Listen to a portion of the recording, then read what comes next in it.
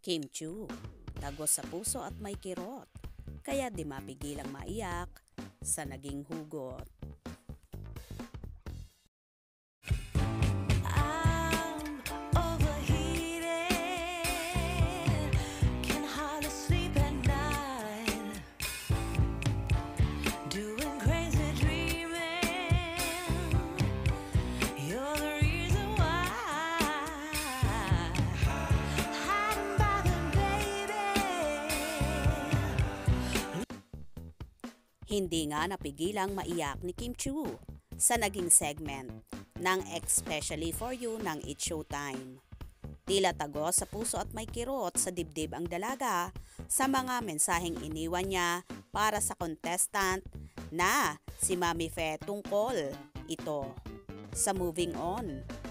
Nabanggit nga ni Kimi, lahat ng nangyayari sa buhay natin, hindi naman yon by chance or by accident. At dito nga, di napigilan ni Kim na maiyak. Lahat naman ng nangyayari sa buhay natin is written. At ginawa niya yon bago pa tayo ipinanganak. So, mas madaling tanggapin lahat ng bagay. Nakatakda yan. Sundot naman ni Vong Navarro.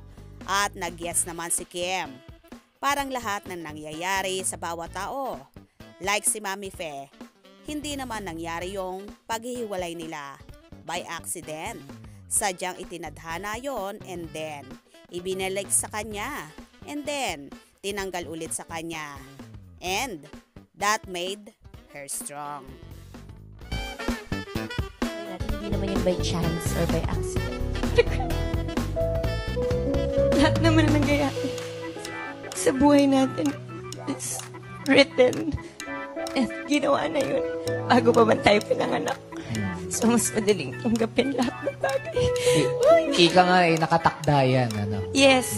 So, parang lahat ng nangyayari sa bawat tao, like si Mami Fe, hindi Ramdam na ramdam mo naman ang sakit na nangyari sa dalaga at tila may binalikang bangungot ng nakaraan.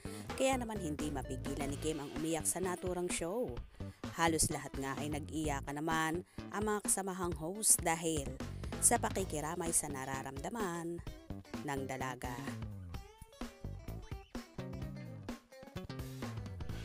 Move on, Kimi. Kayang-kaya mo yan. Kaya naman tumutok at wag na wag pahuhuli sa mga maiinit na kaganapan. Anong inyong magiging reaction sa bidyong ito? Comment below.